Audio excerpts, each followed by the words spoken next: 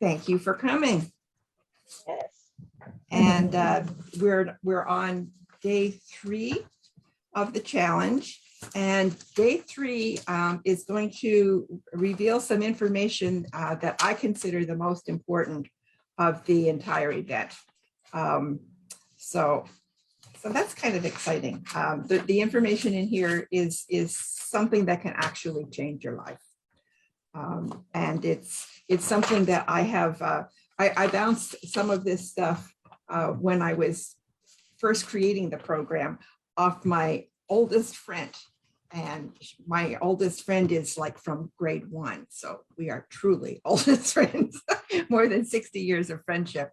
But anyway, I told her this one thing, and she has told me over and over again that it was completely new to her. Oh, and I see Susan is here.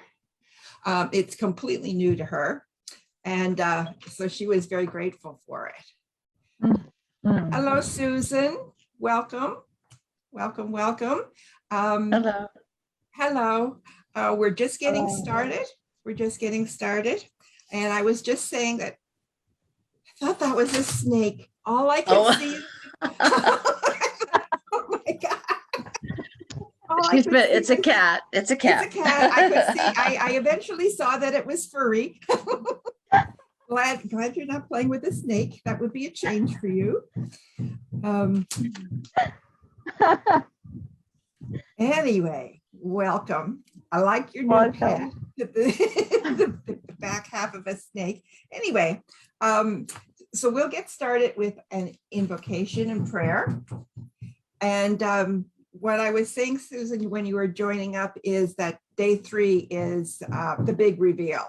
So I consider this the most important information and most life-changing single bit of information that we're doing in the challenge. So that's exciting. So I call upon our higher selves to be present with us today and welcome the other guides to join us too, and to support and elevate us. I ask my own healing guides to keep me centered and balanced in spite of my excitement.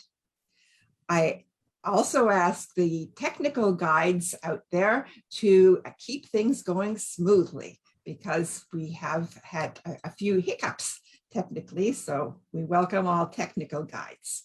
And I'm open to the energy and guidance of everyone in the group or on the call or on the replays. This energy will be the same for the replays as it is for the live. And so I invite the guides of anyone who is participating or will participating to be here with us. I intend to share with you information that will help you. I intend to share healing energy with you. Some of you will feel it. Most may not or may not recognize it. It doesn't matter. Your higher self and your healing guides do know how, and they will accept it on your behalf with your permission. So blessings upon us, and so it is. Amen.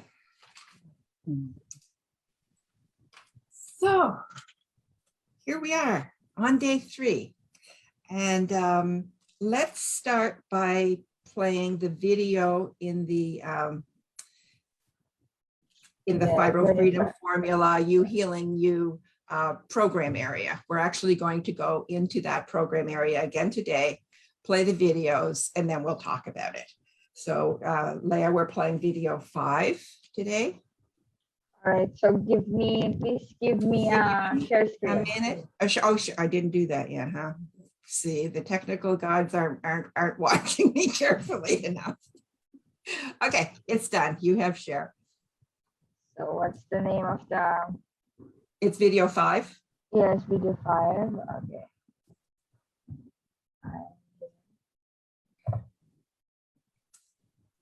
So Susan, you were here on the last challenge, and so this is new. So what we're doing is actually going into the Fibro Freedom Formula and broadcasting one of the videos straight from there. Oh, exciting! So that's what Leah is sharing. Yeah, it's I think it's align exciting. And it also helps me because I've got a sore throat and it means I don't have to talk quite so long. the attention, module 5, lesson 6. Is that one? Module 5, video 5. Module 5. That's great because it gives it's- people a chance to see it. Yeah. See the inside. Yeah. And if you want Yeah. to, Leah, before you actually start sharing before you push the button for the video, just show what the page itself looks like so that they can see the whole thing. Yeah. Okay. So, and scroll up so they get to see in the far left corner, scroll that part up. All right. Yeah, scroll that back. So this shows I actually created a little course called the Human Users Manual Facebook Challenge. And it's actually a copy of module 5 out of our program. And so you get a sneak peek of what our program looks like from the inside. And that's what Susan was excited about. And I knew she would be. It lists all of the videos that are well, actually all of the lessons that are in this module. And if you scroll down that left column, you can see all of those. And in the middle column, what's showing there is the lesson for the one that we're doing today. And that's the big reveal. And so Leah is showing that on top is the video. And if you keep scrolling down, Leah, you can see that there's a PDF file of the actual text of the lesson. And the two are, one isn't word for word from the other, because one is me actually, talking about and teaching the lesson, and the other one is the pre-written text of the whole program. So the text shows with each video. So you can keep track, because some people understand things better visually. Some people understand things by reading, and some people understand better by listening. So there's also an audio version. And would you scroll down? I'm not sure if the audio versions are showing in this one, because I don't remember loading. Oh, I see it. I did load MP3. it. Yeah. So the MP3 for this lesson is here too. And this is actually a single lesson that's available really cheap on our website for people, so people can weren't invited to this challenge. So people who weren't in the challenge can buy one course cheap to see if they like the format and if they like the way it's presented before investing in the full program. So that's the inside. And so now I have yeah, please, Susan. So if someone is watching a replay of this day of the challenge, they can still, even if they join tomorrow, they would be able to watch this lesson for free, this video, and see some of the content. Yeah. And they can't do it on Zoom, of course, because once Zoom is gone, it's gone. But all they need to do is go in our Facebook group, and there they can watch each of the lessons. So they can watch lesson 1 and 2, even if they're starting, they can start on day 7 and still see all of the lessons. Okay. So that's the way we have it set up. So Leah, how about hitting that button and getting that awful expression off my face?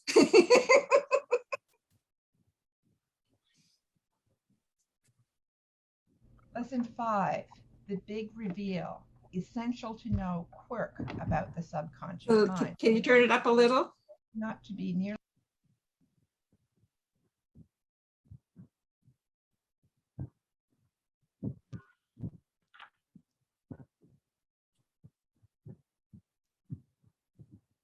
If not, people will just have to adjust the volume on their computers, but it would be better if we can have it on full volume.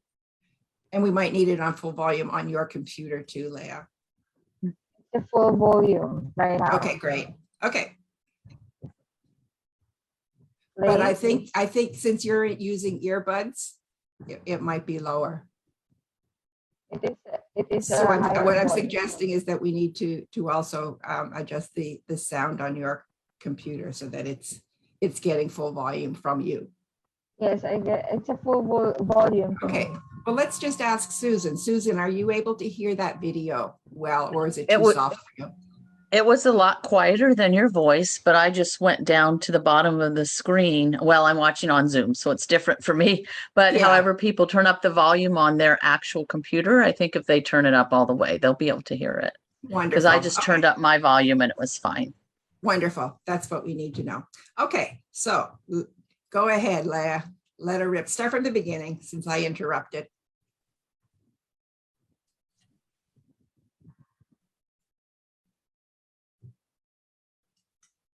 Lesson 5, the big reveal, essential to know quirk about the subconscious mind. We tend not to be nearly as aware of this big quirk as we need to be in order to succeed in life. The subconscious and emotional mind does not understand concepts, including negatives. The subconscious mind does not understand the simple statement, I don't want this. It is not at all analytical or logical. That is only the mental body's language.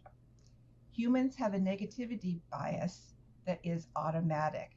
It evolved from the amygdala's built in response to danger to keep us safe. We think lots of negative thoughts. We worry lots of worries. Back in the jungle, that kept us safe. But the subconscious mind does not understand negatives. When we worry about what we don't want, like pain, or when we talk about what we don't want, the subconscious just ignores the negation, which it doesn't understand, and assumes we do want more pain. It simply does not understand we don't want more pain. We don't want to be awake all night. We don't want whatever symptom we happen to be dealing with. Just like we don't want more bills, more debt, or more other problems in life.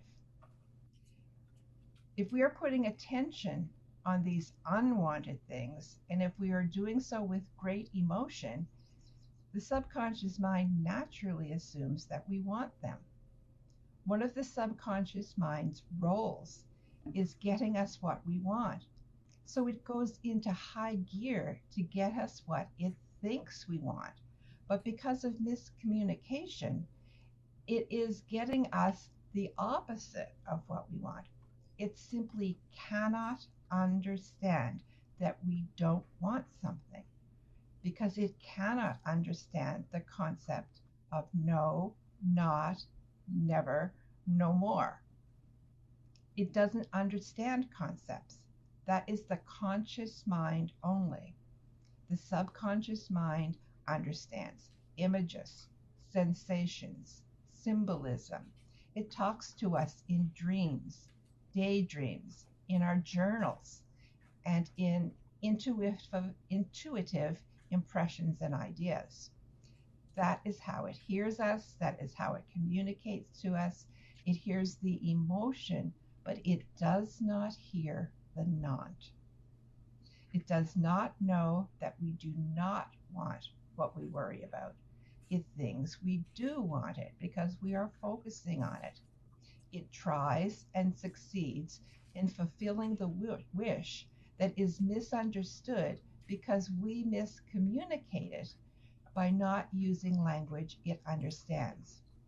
When we are fretting over our pain and our inability to sleep, it's very easy for the subconscious to deliver more of the same promptly and to keep it coming. And it does. Our subconscious thinks that we do want what we put our attention on, even though our conscious mind is thinking that it wants the problem to disappear. Since one of the roles of the subconscious is to get us what we want, this is incredibly important to understand. We must practice changing the focus of our thoughts from the default negative to thinking positively about what we do want. Make this a habit. Making a habit of entertaining more positive thoughts in general is a very good idea. If and when the majority of our 50,000 plus thoughts that we have in a day are positive and are about what we want, the attention we give them will help our subconscious to get them for us. It will help our subconscious to be getting for us what we want instead of giving us what we're focusing on, and that may be what we don't want. We would all be very happy with much improved results if we all remembered only to focus on what we want.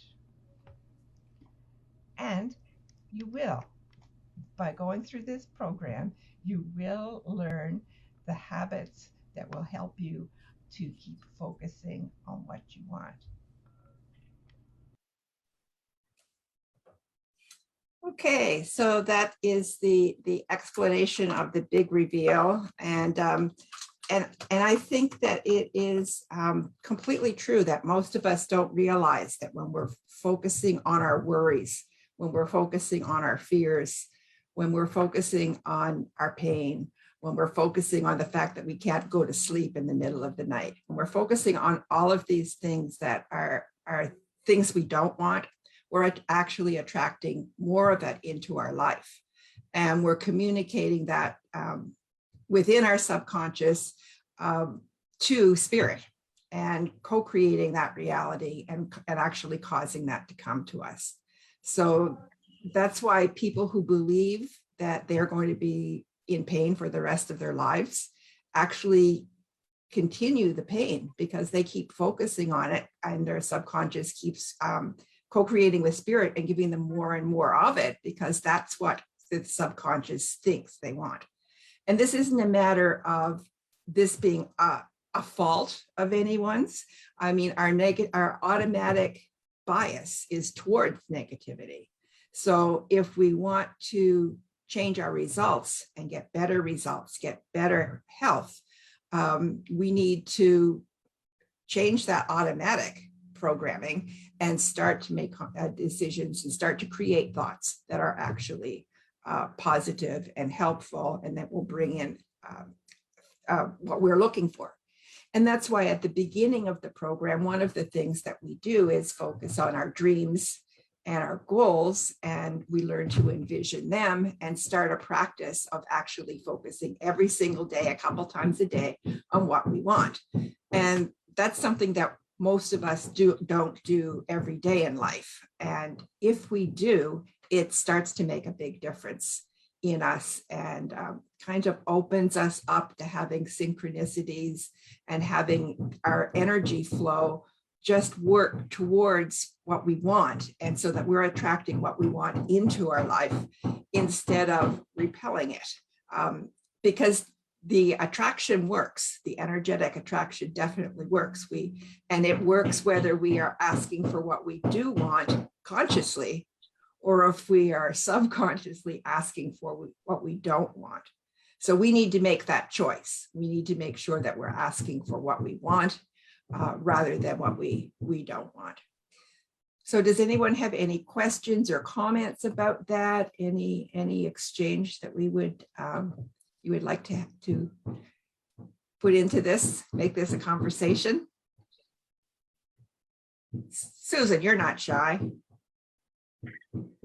Yeah, and I forgot to mute during the video, but I guess it didn't. That's okay. It didn't wasn't. matter. I guess an example from my own life is like with the sleeping thing. I've heard a lot of people share a lot about, oh, I can't sleep at night. Oh, I have insomnia. Okay, maybe in my 20s when I had to teach the next day and I never taught, nobody trained me how to do it. They just said, this is your class, go teach it. That was awful. But I had trouble sleeping the night before that. But normally I don't. I've been practicing a lot of breath work and various forms of meditation. And a lot of times that's just something you teach in your program, like a simple body scan where I just take in deep breaths.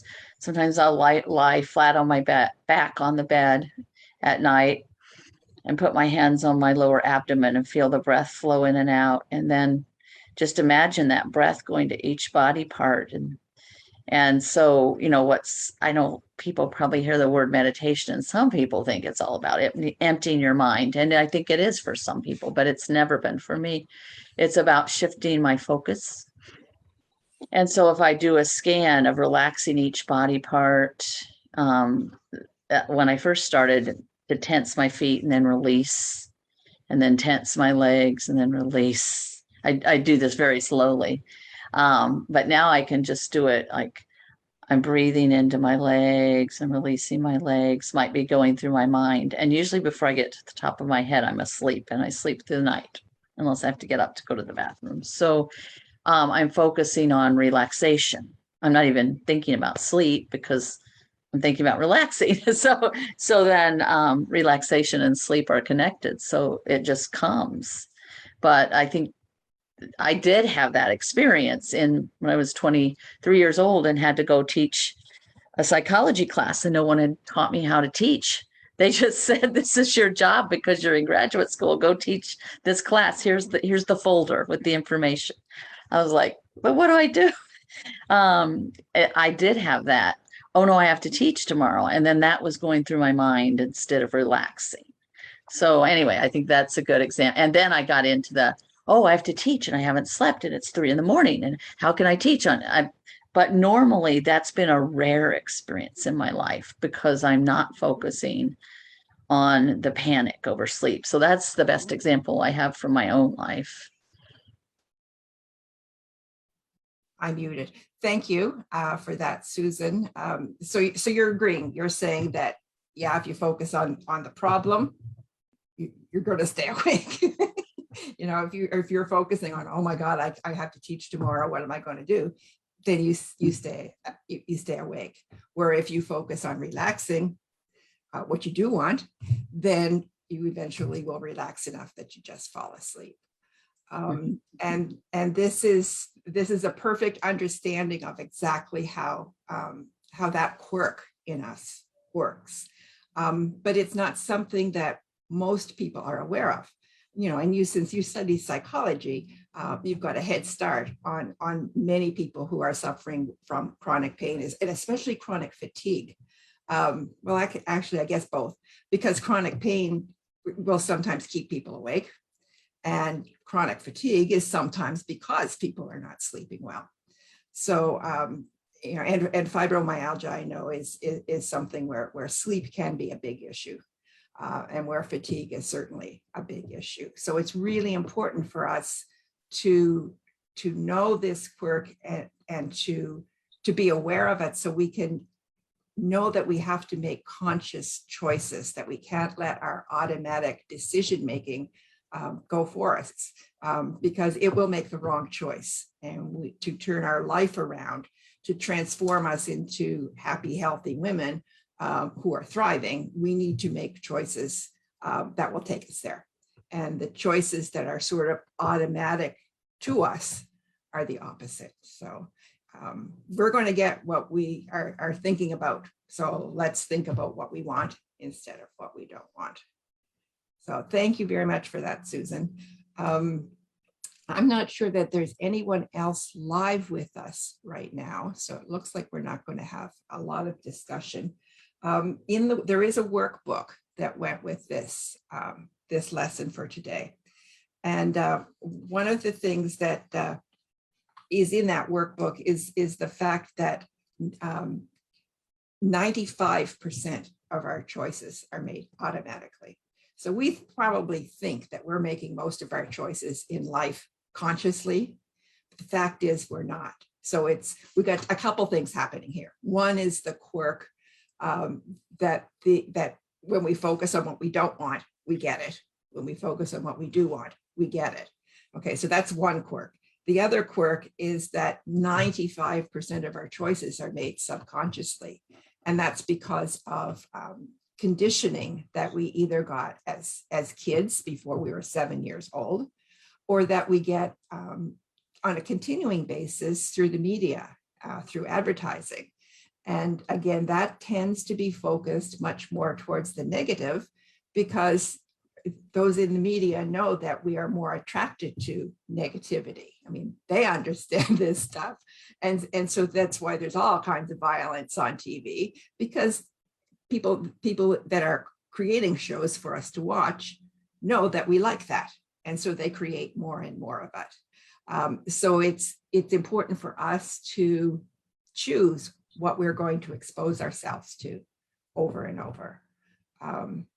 So I choose not to watch too much violence. I'll watch it if it's live on TV in the news and it's happening in Afghanistan, but I won't watch it, all day long, every day. I limit how much negativity I'll take in.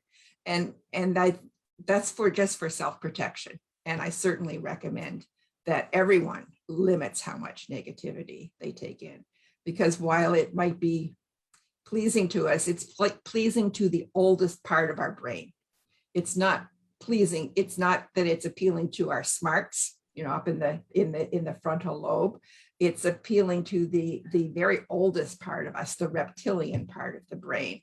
And surely it should be obvious that we're going to get better results if we take in more that is more positive, more uplifting, that is a higher energy, a higher vibration, that is just from a perspective that is higher.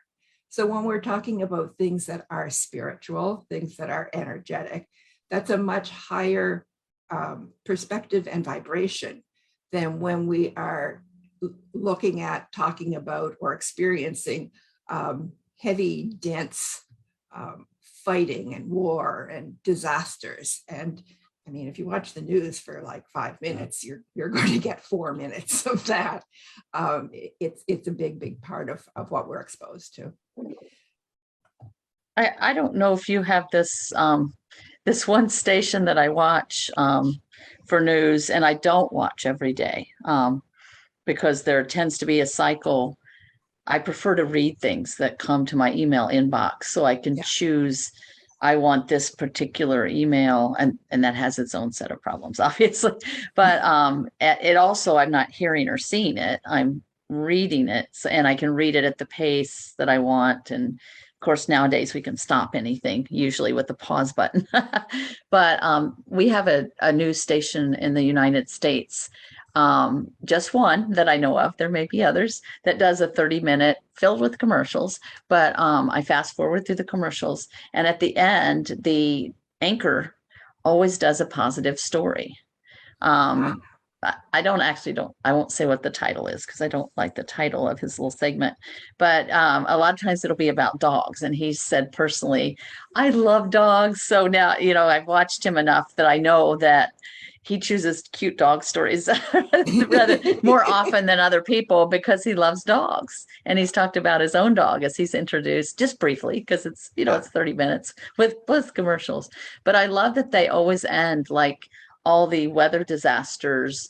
Usually if that's been the big story of the night, then the next night, because it takes them some time, or maybe 2 nights later, the final segment after the last commercial and before they end the show will be only, this is how people have gone to New Orleans to help.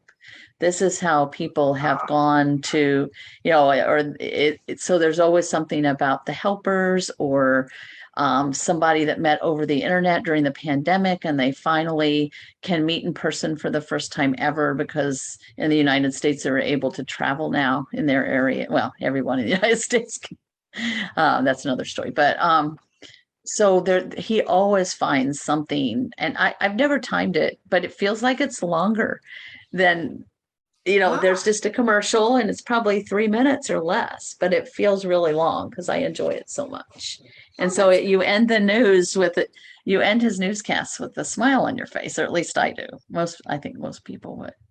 Yeah, that's wonderful. But nobody's ever going to start a new news broadcast. Yeah.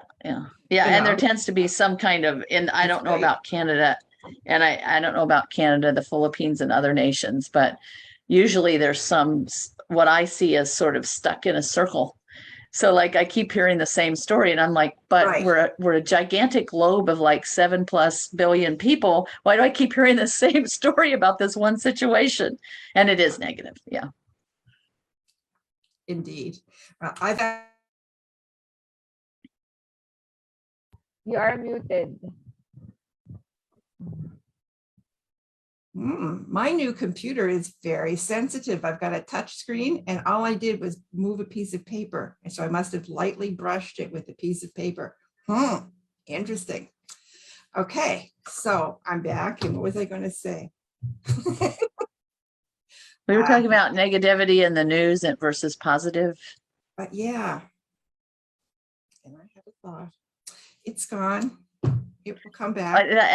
I like how you just role modeled positivity, like, oh, wow, my computer's sensitive, rather than, cussing and screaming and pounding your fist. Oh, wow, just a piece of paper makes my computer activate and turn on the mute. Wow.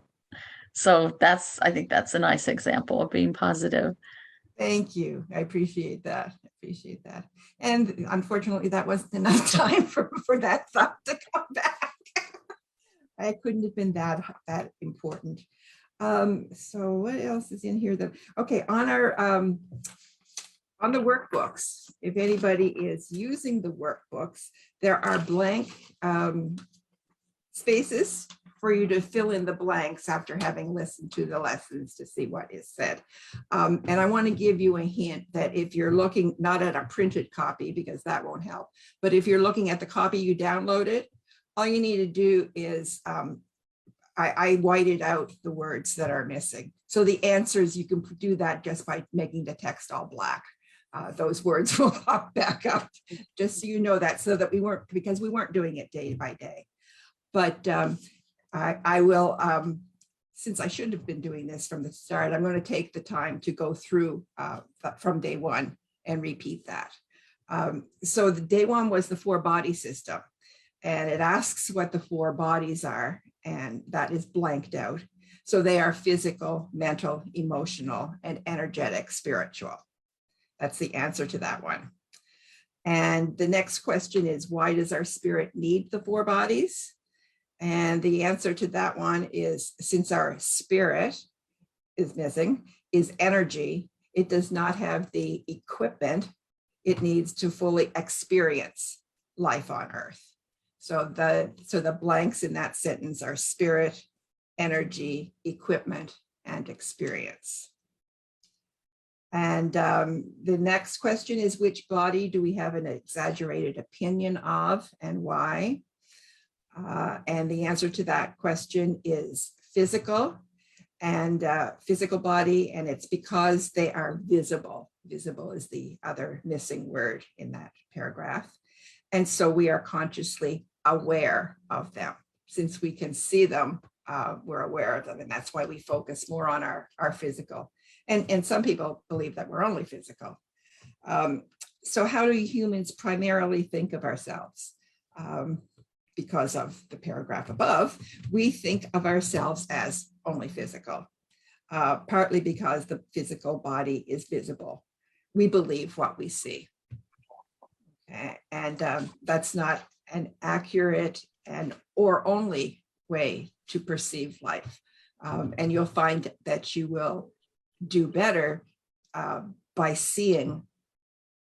By believing you will see. So you believe first and then you see. So if we believe in no pain, we will see no pain. If we believe we're going to be in pain forever, we will see more of that.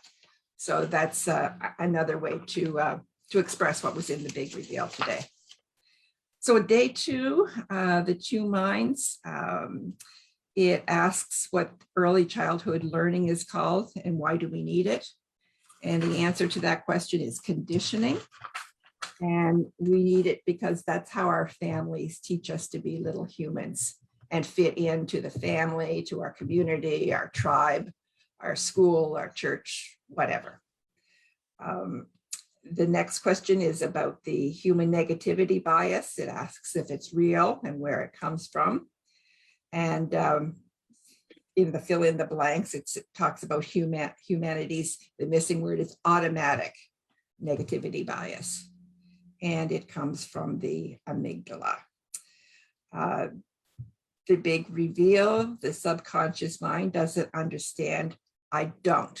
So it's the don't, the negative, the what we don't want in life. And it doesn't understand not because it doesn't understand any concept. So you wouldn't be able to ask for anything that's a concept because your subconscious mind simply isn't going to understand the concept. Why does this matter? It matters because the missing word is think about what we don't want, like pain is the missing word, or when we talk is the missing word about what we want. The subconscious just ignores is the missing word, the negation, and assumes we want more pain. And the next missing word is because we give so much attention, emotion, and energy to them, so it assumes we do want them. Why does this matter? One of the subconscious mind's role is getting us what we want is the missing word. And it is also the next missing word. It goes into high gear to get us what it thinks we want. So it determines what we want based on the focus, the energy, and the emotion that we give it. So because of our miscommunication is the missing word about what we want, we end up getting the opposite of what we want. And the miscommunication is because when we focus on the negative, we are not communicating what we really want, we're communicating what we don't want. And so the subconscious doesn't understand that. So the solution is to focus on what we want. Next missing word. Because one of the subconscious roles is to help us with what we want. It tries and succeeds at fulfilling our desires, whether we communicate them accurately is the missing word or not. The next one, our subconscious thinks that we do want what we put our attention is the missing word. And the next one is focusing on what you don't want, fear, don't enjoy, or what makes you miserable is the missing word, is counterproductive. So going forward, it says we must practice changing the focus of our thoughts from the default negative to thinking positively is the missing word about what we do want, enjoy, and make it a habit is the missing word. And then the next missing words are replacing fretting over what we don't want, a bad and harmful habit. And then the next point, and I'm not sure if I said this, maybe this was my missing thought. I think it comes back to me. Did I talk about how many of our choices are made automatically yet? Did I do that? I don't remember doing that. So you said something about 95% of what we do is based on automatic patterns, I think. Yes, automatic and unconscious. Those are the two missing words. So that wasn't the thought I forgot. And our thoughts and beliefs come from our early childhood. Conditioning is the missing word. We might not think that our old childhood beliefs are worthy to make our choices once we examine them. And we will find out that not only do we not think they're worthy to make decisions, but many of them simply aren't. Like we could have picked up all kinds of intolerances and things from our grandparents or, great uncle or second cousin 3 times removed. But if any of them were in our lives regularly, we picked up their attitudes and perceptions. So if one of them was a racist, if a lot of them were racists, then we're going to have those feelings. Because racism isn't something that we're born with. Sexism isn't something we're born with. It's something that we learn along the way. So knowing that, it's obvious that we should want to learn to increase our awareness is the missing word. To choose our place, attention is the missing word on what we do want or enjoy instead of missing word is don't want or dislike. And that is it for what we have missed as far as filling in the workbook worksheets. So we're all caught up. So we have we've covered the material that that I planned for this day, but we can certainly talk about anything that if anybody has any questions, feel free. This is a good time to bring them forward, and if not, we'll simply close the program. Do you see anyone in the group that might have typed in a comment, please, Leah? We don't have, but at No least questions? yes, no question, but at least we have at least one viewer. Okay, very good. So so what our experience with this challenge is that we haven't been getting a lot of live viewers, but the full program is available in the Facebook group. So people can be coming in and watching not live replays of the program, because the videos and a bit of a text about the videos are there every day. So the full program will be in the group, and people can catch up as they have time to do that, because this isn't a convenient time for everyone. Certainly not for you, Leah. I did have one comment if there's time for it. There certainly is, Susan, go for it. Just the thing about no's and negatives. I don't know if other people who might be listening have had this. Oh, there was an echo. It's gone now. I heard myself echoing for a second. But I don't know if other people have had this experience working with children, but I think underage too, most people that have worked with children or had babies, if the child has your car keys and they're starting to put them in their mouth, and you just yank them out of their hand and scream no, you're probably going to get tears and screaming. However, if you grab an engaging, colorful toy and rattle it and go, look, look, look, as you take the car keys out, to me, that's like the best. And I use that at first, just working with friends' kids, taking care of them, getting to know them, giving the parents a break, being Auntie Susan. But when I actually worked with preschoolers in a group, they don't want to hear no. So if you just shift the focus, and they don't, if you keep saying don't do that, it becomes a very upsetting thing for them. And even some animal trainers will teach that way too, not to use the word no.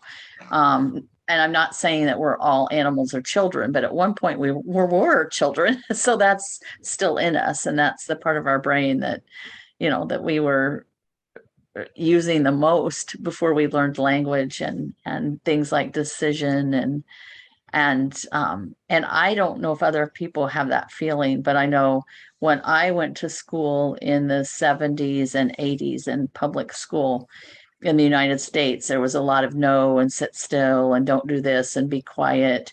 And so there is that sort of internal feeling all the way up to 18 that someone was always controlling my behavior in a way, like I had to sit when I didn't feel like sitting. And eventually I just accepted that and forgot about it. So I think embracing the positive and, whenever we have time, giving ourselves gifts and yeses and focusing on the positive. And for anybody who's listening to the replay, I've worked one-on-one with Christine in individual coaching. And one of the things I decided to experiment with was I do a lot of writing, or at least I used to. And I actually tried rewriting every sentence so no or not was not in there. And it's possible. It's a challenge. And I think about it with my speaking too, but usually with speaking, the word's already out before but writing, you go back and you read I can go back and I can read what I wrote and I see, and I can change the sentence so that I can leave out the not or the no and write it in a different way. And usually that makes what I'm saying clearer when I do that. That's very helpful, Susan. Thank you for that. Thank you for Yeah. that. Well, and I learned that from you. I never would have thought of experimenting with that at all until we talked. Thank you. Children, I'd like to to give you some feedback on that too, because anybody who's ever been around a 2-year-old, which is when they're, they're really starting to talk a lot and everything. I mean, if the most common word that comes out of a 2-year-old's mouth is no. And that's because they're acting, primarily through the oldest part of their brain, because the newer parts, the cortex is still being developed. So little kids, little 2-year-olds are like, no, okay, everything. But as they grow, they stop, they don't want to hear it. Like nobody needs to be knowed all their life, I mean, because it's just, we do hear it way too much. And we tend to blame our teachers. We blame our parents. We blame all of those people who are saying no to us. We blame them. But the fact is, when you know about this quirk, you can understand that it's just automatic. Like that's the natural things humans will do until they take the time to do the practice to start shifting, like Susan has demonstrated. So yeah, we need to stop saying no. We need to stop thinking and feeling no. We need to, especially for somebody who is suffering, if we focus on our suffering, we're just going to get more and more and more of it.